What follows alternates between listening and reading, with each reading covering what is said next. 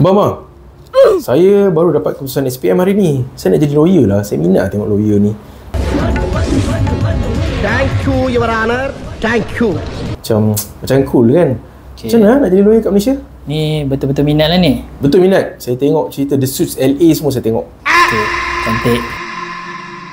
Kalau nak jadi lawyer ni, first lepas dapat keputusan SPM tu, pastikan anda mempunyai result yang cantik lah. Contohnya di dalam bahasa Melayu, bahasa Inggeris dan sejarah. Okay, lepas dah dapat keputusan tu, cuba mohon melalui IPTA ataupun IPTS dekat Malaysia.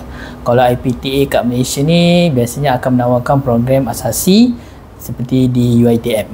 Okay, kalau IPTS tu boleh mohon di IPTS yang menawarkan program undang-undang.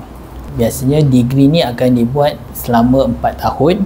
Selepas pengajian habis, kita akan mohon untuk praktikal atau kita panggil sebagai chambering di mana firma guaman, dan selepas tu kita akan dilantik sebagai peguam yang bertauliah. Ini adalah secara ringkas sahaja. Okay bang, lepas dengar cerita abang tadi, saya berminat nak jadi lawyer bang. Macam mana bang? Bagus tu. Betul ni? Betul. Memang ni. minat. Kau ambil ni, kau study. Tak apa. Okay. Ambil. Tak apa.